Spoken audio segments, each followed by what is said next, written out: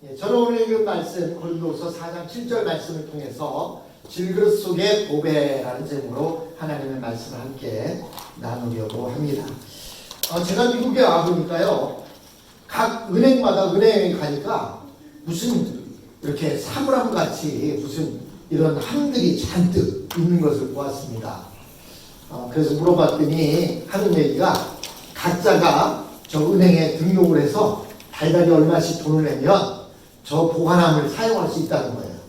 근데 그 보관함은 우리가 가정집에다 보관함을 두고 있으면 잊어버리기 쉬운데, 은행은 관리도 잘 되고 있고 또 키도 내 마음대로 다른 사람이 열지 못하기 때문에 그곳에 귀중품을 보관하고 있다는 이야기를 들었습니다. 그래서 집에 귀한 물건들, 문서라든지 서류라든지 또는 금은 모아둔 이런 것들을 그곳에 보관해 놓고 있는 것을 보았습니다. 왜 그럴까요? 그만큼 가정에 뒀다가는 잘못하면 잃어버릴 수가 있고, 그렇기 때문에 그것을 은행에 보관하는 경우를 보았습니다. 그런데 종종 이런 이야기를 들었습니다. 지금은 하늘나라에 가 계시고 안 계신 우리 대리권사님이 그 이야기를 하시는 거예요. 자기 언니가 저기 시카고에 사는데 살 때마다 딸이 주는 용돈을 모아서 차곡차곡 보관을 했답니다.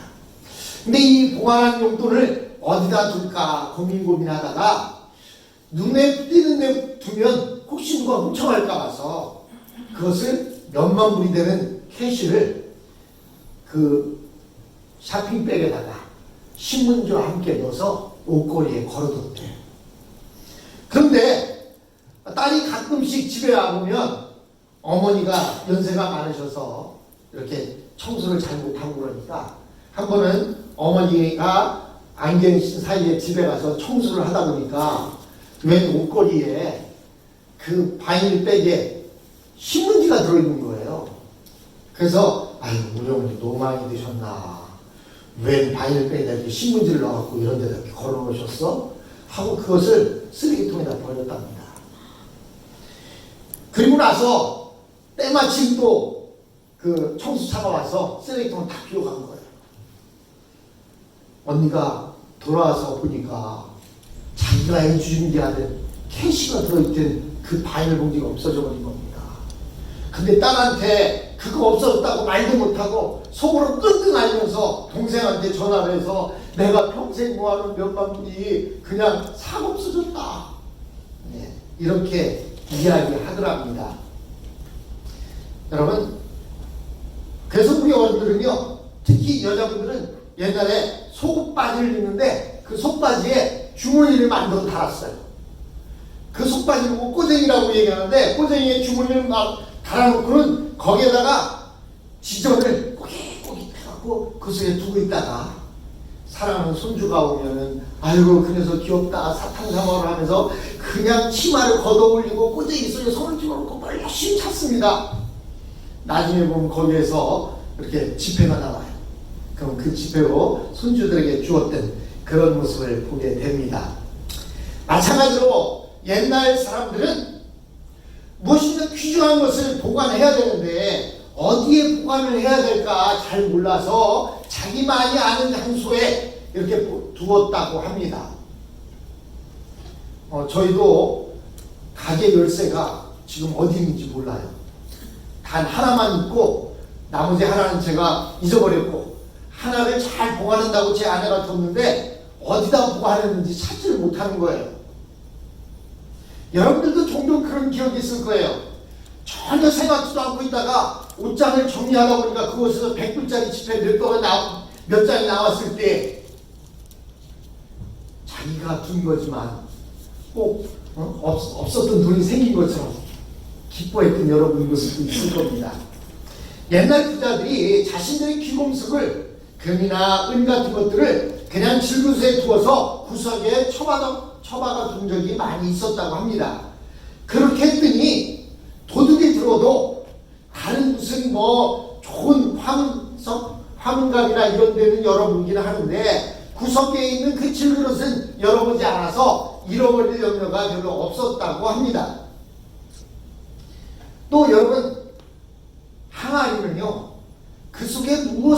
담느냐에 따라서 항아리의 이름이 달라집니다. 항아리 안에 꿀을 담아두면 그 항아리의 이름이 꿀단지가 됩니다.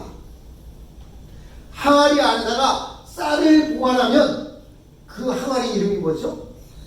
쌀단지가 되는 거예요. 근데 그 항아리 안에 배설물을 보관하면 뭐가 되겠습니까? 즉 항아리는 그 안에 담겨 있는 것으로 그의 가치가 형성이 되는 것입니다.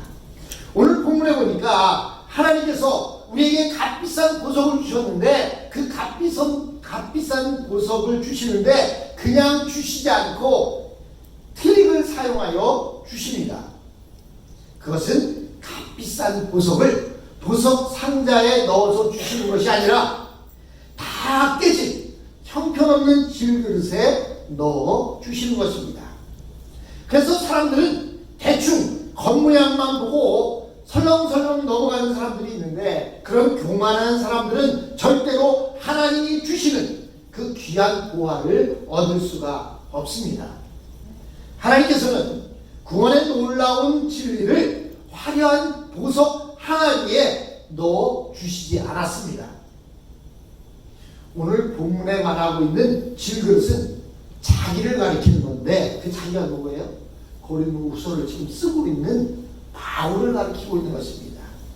하나님께서는 바울이라고 하는 질그릇 같은 다 깨진 그릇 안에 보화를 넣어주셨다라고 이렇게 말하고 있습니다. 지금 우리의 관점에서 보면 사도 바울은 대단한 사람인 것 같지만 그 당시에는 별 볼 일 없는 사람이었습니다. 당시에 인기 있는 사람들은 바로 선생으로서 그리스 철학가 그리고 유대의 율법으로 무장된 사람들이었습니다. 그런데 바울은 옛날에는 율법 선생님이기도 했던 그가 율법에 대해서는 이야기하지 않고 바울은 입만 열면 십자가만을 주장하는 거예요. 그러니 사람들이 바울을 좋아하겠습니까?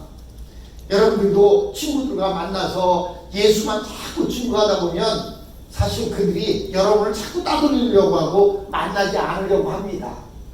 바울은 그런데도 예수 그리스도의 복음에 미쳐 있었기 때문에 그는 오직 십자가만을 주장하는 거예요. 뿐만 아니라 바울은 전승에 의하면 외모도 그리 멋지게 생기지 않았다고 합니다.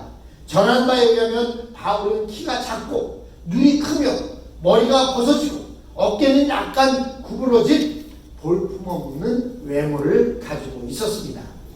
게다가 바울은 질병이 있었죠. 무슨 질병이 있었어요? 안질이라고 하는 질병이 있었습니다. 그런데 하나님은 이 볼품없는 질그릇 같은 그 바울 안에 귀한 보화를 담아서 이 귀한 진리가 도둑맞지 않도록 해주셨습니다. 오늘날 대부분의 사람들은 교회의 외관이 화려하면 그 안에 뭔가 대단한 것이 들어있지 않을까 생각합니다. 그래서 한국은 너도 나도 교회를 지으면 외관을 멋있고 화려하게 지으려고 합니다. 크게 지으려고 합니다. 그러면 많은 사람들이 교회만 잘 되어도 사람들이 몰려들어온다는 거예요. 저 교회가 어떤 교회들은 저렇게 멋있게 교회를 졌나, 저 안에도 귀한 것이 들어있겠지라고 생각하고 모여든다고 합니다. 또 뿐만 아니라 목회자의 학벌이나 또 교인들의 수준이 높으면 그 안에 무엇인가 대단한 진리가 들어있을 것이라고 생각합니다. 그래서 한국에서는 지난번에도 말씀드렸지만 목사 가운을 입고 설교하는 교회들이 있는데 그들이 목사 가운을 입기보다는 박사 가운을 입고 설교를 한다고 합니다. 왜냐하면 한국 사람들은 학벌이 중요합니다. 석사학위보다는 박사학위 가진 사람을 더 선호하고 그 사람이 뭔가 더 똑똑할 것 같고 뭔가 하나님을 더 잘할 것 같은 그런 마음들이 있기 때문입니다. 그러나 하나님께서는 그런 외모를 보고 진리를 맡기지 않으셨습니다. 오늘날에도 진리를 보잘것없는 진리들 안에 넣어 보관하심으로써 많은 사람들이 진리를 쉽게 찾지 못하도록 만드셨습니다. 만약에 하나님께서 진리를 정말로 멋진 상자 안에 집어넣었다면 모든 사람들이 다 찾았을 거예요. 근데 하나님께서는 그 진리를 질그릇같이 보잘것없는 그 속에 넣어두셨기 때문에 많은 사람들이 찾지 못하고 있는 것입니다. 여러분, 우리 교회의 모습은 어떻습니까? 목사인 저도 박사학위를 갖고 있지 못합니다. 또한 우리 교인들도 학력을 볼 때 그렇게 높지 못합니다.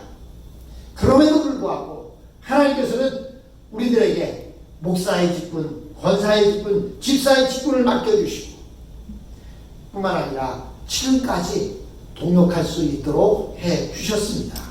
즉 질그릇 같은 우리들을 하나님은 여전히 사용하시고 우리에게 귀한 것을 담아 주셨습니다. 여러분, 고린도 교인들은 아마도 한국 교인들과 비슷했던 것 같습니다. 그래서 고린도 교인들은 사도 바울의 애적인 모습을 보고 그의 진리를 무시하고 있었습니다. 그의 안에 담겨져 있는 진리를 무시하고 있었어요. 여러분, 나보다 학력이 높은 사람이 무슨 얘기를 하면 그 얘기가 다 맞을 것 같고, 나보다 좀 더 잘난 사람이면 무엇인가 저 사람은 나보다 뭔가 뛰어날 것 같은 그런 한국 사람들의 생각이 있는 것처럼 고린도 교인들의 생각이 그런 생각들이 있었습니다. 그래서 바울 선생님은 오늘 본문 7절을 말씀을 통해서 이렇게 말씀합니다. 개역개정성에 보면 우리가 이 보배를 질그릇에 가졌으니 이는 능력이 힘이 큰 것이 하나님께 있고 우리에게 있지 아니함을 알게 하려 합니다 라고 말씀하고 있습니다. 여기서 바울이 말하는 보배는 도대체 무엇입니까? 그것은 하나님께서 자신에게 맡겨주신 진리를 말하고 있습니다. 그 진리는 지금까지 말한 바와 같이 신적 영광이 있는 말씀이요 하나님의 영광의 가장 밝은 부분이었습니다. 그런데 하나님께서는 이 귀하고 값비싼 진리를 형편없는 질그릇 안에 담아 주셨습니다. 오늘 본문에서 말하는 질그릇은 사도 바울 자신을 의미합니다. 이 세상 지식은 일회용이지만 하나님의 지식은 그렇지 않습니다. 이것은 영원한 구속이요 신적인 영광을 갖고 있습니다. 이 하나님의 말씀은 사람의 영혼 안에 천지창조가 일어나게 하십니다. 말씀을 들을 때 우리 안에 빛이 생기고, 말씀을 들을 때 어둠이 물려가고, 말씀을 들을 때 혼란스럽던 모든 것들이 아름답게 질서를 회복해 갑니다. 즉 말씀이 천지를 창조하고 있는 것입니다. 그리고 우리의 영혼을 보석처럼 빛나게 해주십니다. 그것이 무엇입니까? 바로 하나님의 말씀입니다. 이 세상에서 가장 귀한 보배는 바로 하나님의 말씀입니다. 그런데 하나님께서는 이 엄청난 보배를 바로 질그릇에 넣어 두셨습니다. 금으로 만든 항아리도 아니고 은으로 만든 항아리도 아니고 다 어그러진 질그릇 투가니에 보관해 두셨습니다. 여기서 질그릇에 넣어 두었다는 것은 가장 순결하고 영광스러운 하나님의 진리가 부패하고 연약한 우리 인간이라는 그 질그릇 안에 담겨져 있다는 뜻입니다. 그렇다면 내 질그릇, 내 육신은 보잘것없지만 내 안에 하나님의 진리의 말씀이 들어있다면 우리는 무엇으로 평가될까요? 아까 말씀드렸죠? 금이 담겨진 항아리는 금단지가 된다고. 그러면 저와 여러분은 우리 안에 예수님이 담겨져 있다면 우리는 뭐가 될까요? 바로 예수님이 담긴 항아리가 된 것입니다. 하나님께서는 이 놀라운 진리를 아주 보잘것없는 바울에게 맡겨주셨습니다. 아니, 오늘을 살아가고 있는 우리에게 맡겨주셨습니다. 그렇다고 하나님께서는 그 진리가 야드세라는 곳에서 섞여서 팔아가는 그런 값싼 옷처럼 이렇게 팔리기를 원치 않으셨습니다. 하나님께서는 누구든지 쉽게 이 말씀을 붙잡지 못하게 못하도록 하셨습니다. 아까 말씀드린 대로 이 진리의 말씀을 귀한 보석단지에 넣어두셨다면 많은 사람들이 쉽게 이 말씀을 받아들였을 것입니다. 그러나 하나님께서는 누구든지 쉽게 이 말씀을 받아들이지 못하도록 연약한 그릇에 보관해 두셨습니다.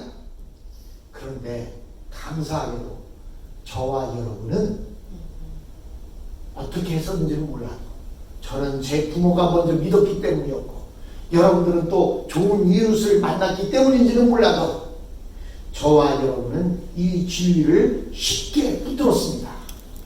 그냥 소가 뒷걸음질을 치다가 쥐를 잡은 것처럼 어떤 항아리가 있어서 열어보니까 그 안에 진리가 가득 들어있었다는 것입니다. 참 얼마나 큰 은혜요, 감사입니까?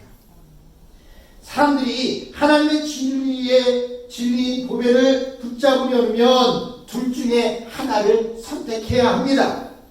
즉 세상적으로 똑똑한 사람이 되든지 아니면 세상적으로 바보가 되든지 둘 중에 하나를 선택해야만 합니다. 그래서 바울을 따르면서 세상적으로 뛰어난 학자가 된다는 것은 불가능했던 것입니다.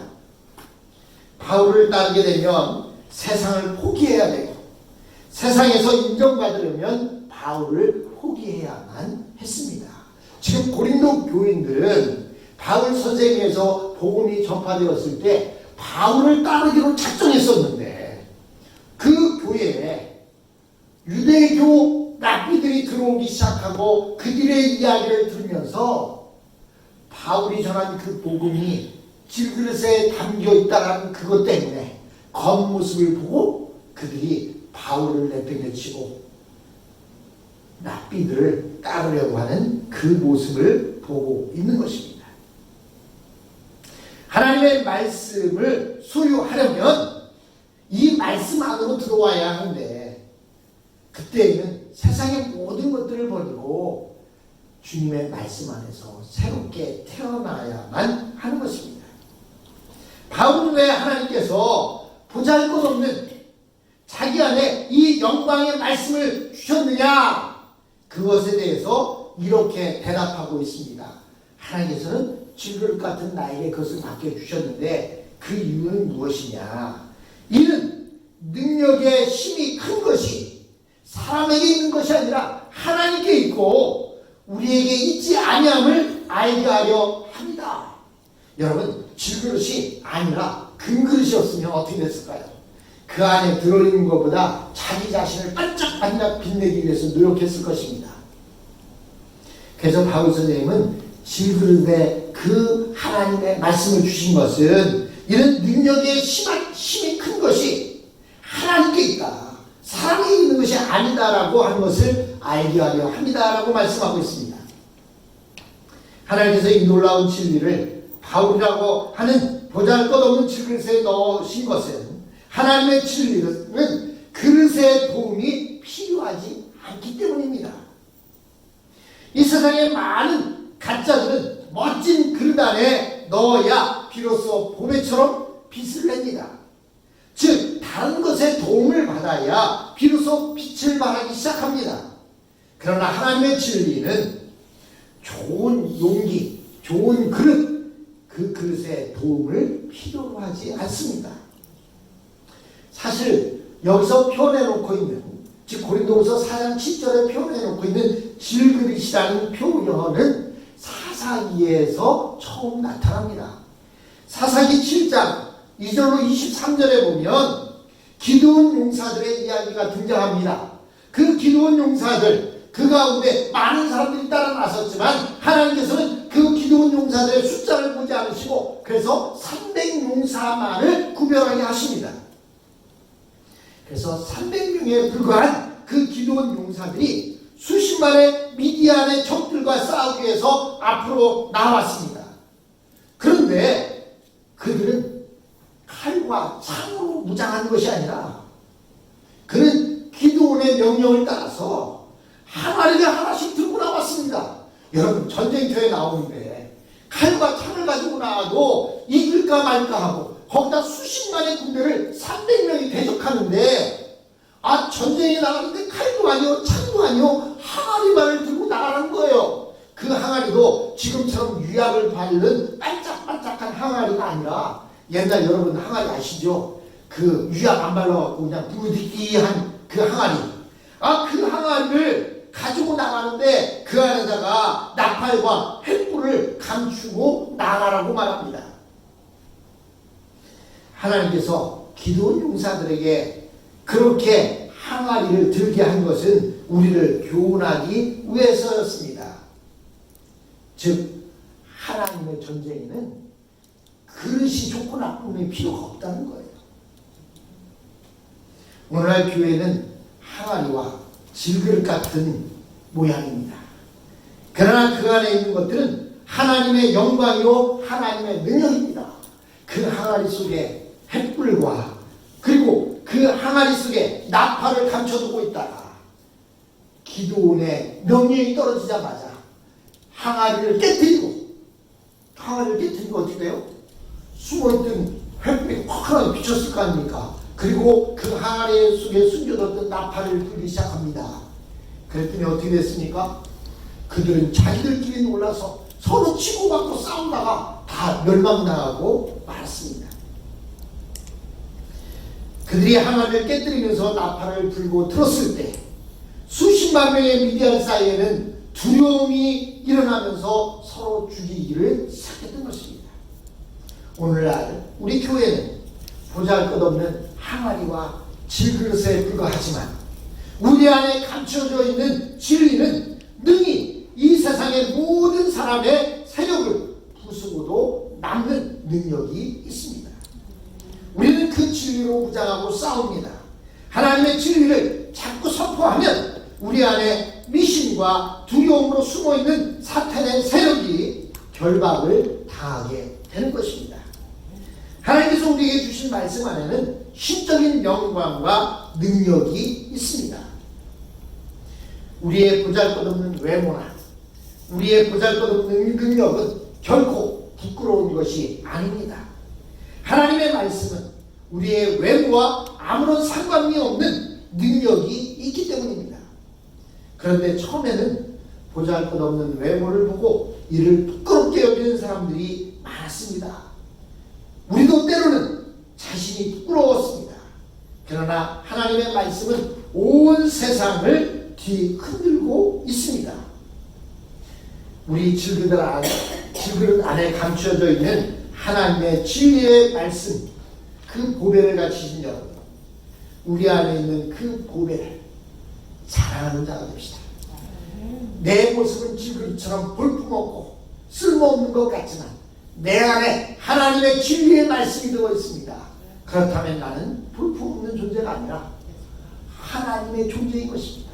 하나님의 빛을 비추는 존재인 것입니다. 그러므로 우리는 내 안에 있는 그 보배를 자랑하며 이 땅을 살아가는 저와